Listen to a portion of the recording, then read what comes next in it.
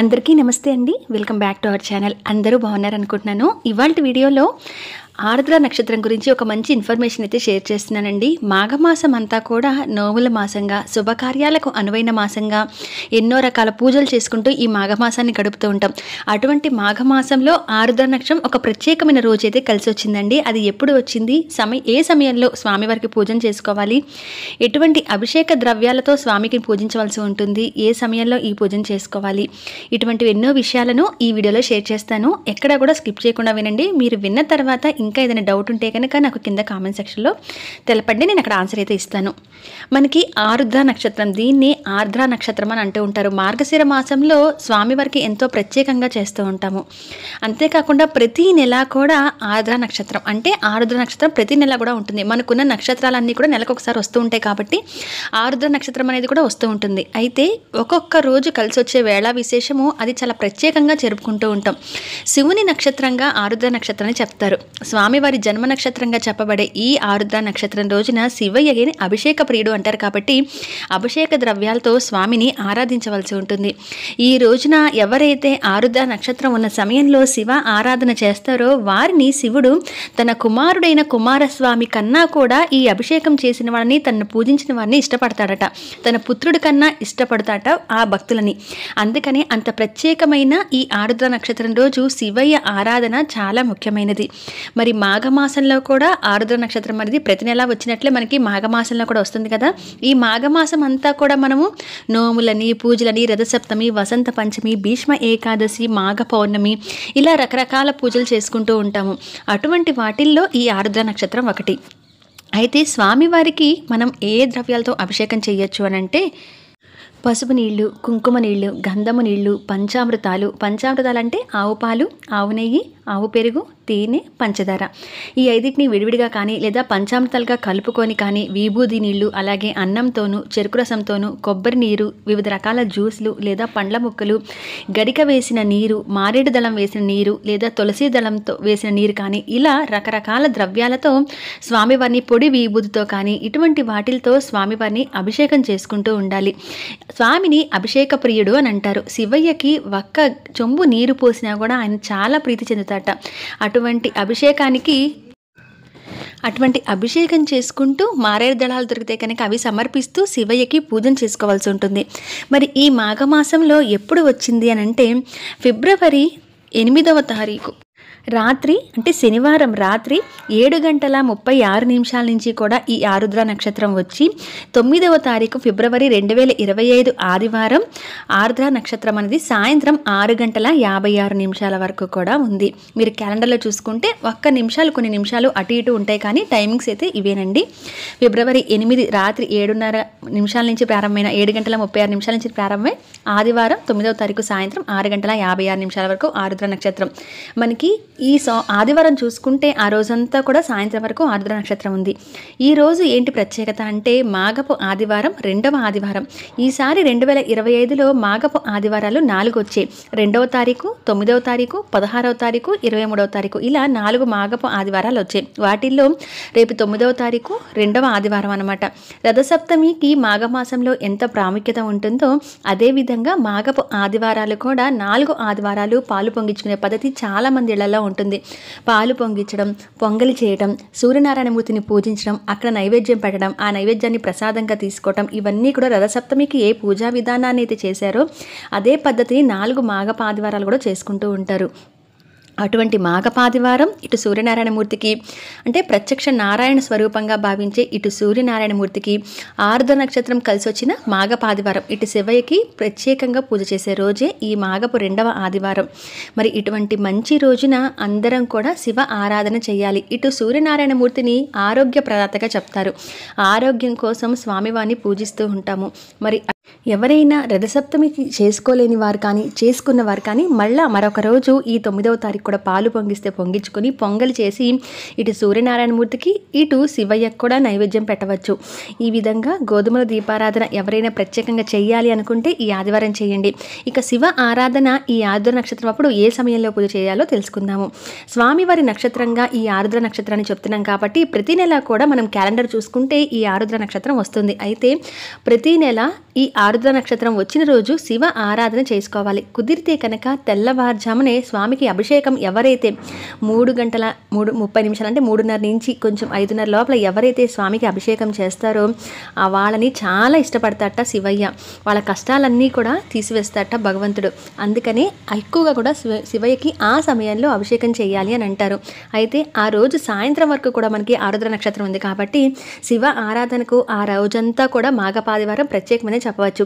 శివునికి ఒక ఫోటో పెట్టుకొని ఇంట్లో శివలింగం ఉంటే కనుక తప్పనిసరిగా ఈ రోజున అభిషేకం చేయండి. శివలింగం లేదంటే ఒక రుద్రాక్షను పెట్టుకోండి, శివనామస్మరణ చేస్తూ అభిషేకం చేసుకోండి శివరూపంగా అనుకొని. లేదంటే ఒక కాయిన్ పెట్టుకొని అయినా మీరు పూజన చేసుకోవచ్చు. ఇలా ప్రత్యేకంగా పూజాపీఠం ఏర్పాటు చేసుకోవచ్చు. లేదంటే అతి సులువుగా నిత్య పూజా మందిరంలో కూడా చేసేసుకోవచ్చు. చేసుకొని ఈ విధంగా ఒక ప్లేట్లో పెట్టుకొని దీపారాధన చేసి మొదటగా గణపతిని ఆరాధించిన తర్వాత శివయ్యని మొదటిగా పంచామృతాలు కానీ, పసుపు కుంకుమ నీళ్ళు కానీ, గంధం నీళ్ళు కానీ ఇటువంటి వాటిలతో అభిషేకం అనేది చేయాలి. ఆడవారు, మగవారు, చిన్నపిల్లల దగ్గర నుంచి పెద్దవాళ్ళ వరకు ఎవరైనా స్వామికి అభిషేకం చేసుకోవచ్చు.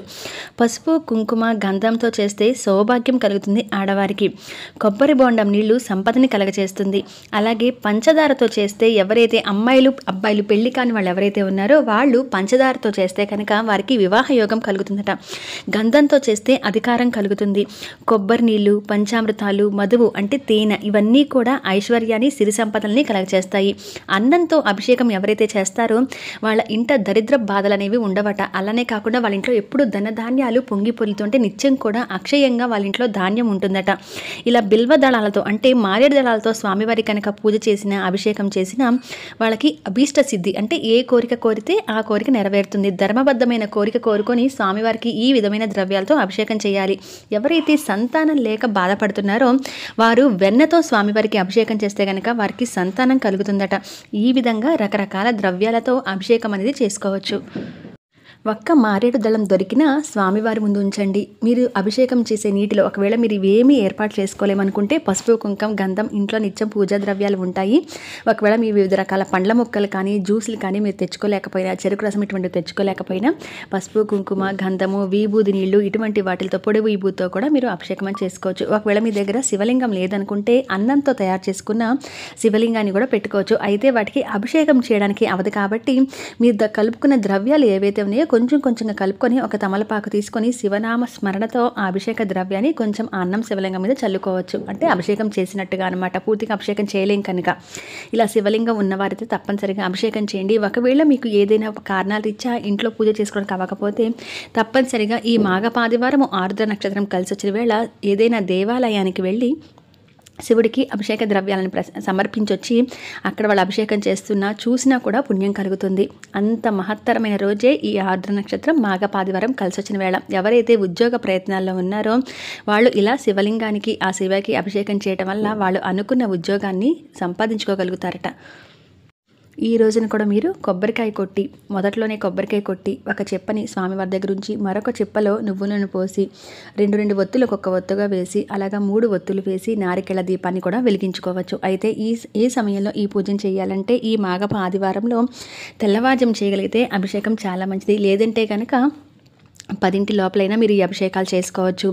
ఒకవేళ మీరు ఆ సమయంలో కుదరలేదు అనుకుంటే శివయ్యకి ఎప్పుడు కూడా ప్రదోష కాల సమయంలో చేసే పూజ చాలా ఇష్టం. అటువంటప్పుడు ఆదివారం 9వ తారీఖు సాయంత్రం 6:56 వరకు కూడా ఆరుద్ర నక్షత్రం ఉంది కాబట్టి ప్రదోషకాల సమయం అంటే మనకి సూర్యాస్తమయానికి కొంత సమయం ముందు మీరు 5:30 అప్పుడైనా సరే ఈ పూజకి ఏర్పాటు చేసుకొని స్వామి పూజని చేసుకోవచ్చు.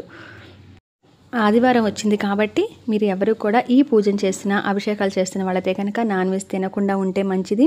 తల స్నానాన్ని ఆచరించి ఇల్లు వాకిళ్ళు శుభ్రపరచుకొని స్వామివారికి ఒక ఆసనాన్ని ఏర్పాటు చేసి శివలింగం పెట్టుకొని ఈ విధంగా అభిషేకం చేసి అభిషేక ద్రవ్యాలు పంచామృతాలు ఏవైతే ఉన్నాయో వాటిని ప్రసాదంగా మళ్ళీ స్వీకరించచ్చు తీర్థం కింద. మిగతా ద్రవ్యాలను పక్కన పెట్టుకొని ఇల్లంతా కూడా సంరక్షణ చేసుకుని పసుపు, కుంకం, గంధం నీళ్ళు అయితే కనుక సంరక్షణ చేసుకొని వాటిని ఆ తర్వాత ఏదైనా ఎవరు తొక్కని ప్లేస్లో కానీ ఒక పచ్చని చెట్టు మొదట్లో కానీ వేయండి. పంచామృత అయితే కనుక ప్రసాదంగా తీసుకోవచ్చు. పండ్ల ముక్కలన్నీ కట్ చేసి స్వామివారికి అభిషేకం చేసినట్లయితే కనుక ఆ పండ్ల ముక్కల్ని ప్రసాదంగా మీరందరూ తినాలి. అలాగే ఎవరికైనా కూడా పంచిపెట్టవచ్చు. మారేడు దళాలు దొరికిన స్వామివారి అష్టోత్తరం చదువుకుంటూ ఆ మారేడు దళాలను స్వామివారికి సమర్పించి ఈ విధంగా పూజన చేసుకుని ధూపం చూపించి స్వామివారికి పూజన చేసుకోండి. ఈ రోజున లింగాష్టకం, బిల్వాష్టకం ఇటువంటివి ఏవైనా అష్టోత్తర శతనామావళి ఇలా ఏవైనా కూడా స్వామివారిని చదువుకోవచ్చు. లేదా వింటూ అయినా ఓం నమ శివాయ అనుకుంటూ అయినా స్వామివారి పూజన చేసుకోవచ్చు. ప్రతి నెల ఈ నక్షత్రం అనేది మనకు వస్తూనే ఉంటుందండి. ప్రతి నెల వచ్చిన రోజు సోమవారం ప్రత్యేకంగా శివయ్యని ఆరాధిస్తూ ఉంటాం. అంతేకాకుండా ప్రతి నెల ఆరుద్ర నక్షత్రం మన క్యాలెండర్లో చూసుకుంటూ ఆ రోజున పూజిస్తే చాలా మంచిది. అందులో ఈ మాఘమాసం చాలా ప్రత్యేకమైన మాసం కాబట్టి అందులో మాఘ ఆదివారం కలిసి రావటం ఈసారి ఎంతో విశేషమని చెప్పాలి. అందరూ కూడా శివయ్యని ఈ విధంగా ఆరాధించి మీరందరూ మీ శక్తి కొలది స్వామివారిని అభిషేకంతో ఆరాధించండి. ఇది అండి ఆరుద్ర నక్షత్రం టైమింగ్స్. ఈసారి మనకి ఈ మాఘమాసంలో వచ్చిన టైమింగ్స్ అయితే ఇవి. మాఘపు ఆదివారం కూడా ఈరోజు స్వామివారి పూజతో పాటు ముందుగా స్నానం చేసి వచ్చిన తర్వాత సూర్యునికి అర్ఘ్యాన్ని సమర్పించండి. మాఘపు ఆదివారం కనుక అది నేను ఎలా ఇవ్వాలి అర్ఘ్యం అనేది నేను ఆల్రెడీ వీడియో పెట్టున్నాను. అర్ఘ్యం ఇవ్వండి. గోధుమలు ఉంటే కనుక గోధుమల దీపారాధన ఎక్కడైతే సూర్యకిరణాలు పడతాయో అటువంటి చోట తులసి కోట దగ్గర ఆ గోధుమల దీపారాధన చేసి సూర్యునికి నమస్కారం చేసుకోండి. అర్ఘ్యాన్ని ఇవ్వండి. ఆ తర్వాత ఇంట్లో ఈ విధంగా శివయ్యని ఆరాధించండి. మరి ఇదండి ఆరుద్ర నక్షత్రం గురించి ఈసారి మాఘమాసంలో వచ్చిన నక్షత్రము. మరి ఈ ఇన్ఫర్మేషన్ అంతా కూడా మీకు యూజ్ అవుతుందని అనుకుంటున్నాను. ఎటువంటి సందేహం ఉన్నా కింద కామెంట్ చేయండి. మరి మరొక మంచి ఇన్ఫర్మేటివ్ వీడియోతో మళ్ళీ కలుస్తాను. ఛానల్ని మొదటిసారి విజిట్ చేస్తున్న వాళ్ళైతే ఛానల్ని సబ్స్క్రైబ్ చేసి సపోర్ట్ చేస్తారనుకుంటున్నాను. వీడియో నచ్చితే లైక్ చేయండి. మరొక మంచి వీడియోలో మళ్ళీ కలుస్తాను. అంతవరకు సెలవు. నమస్కారం.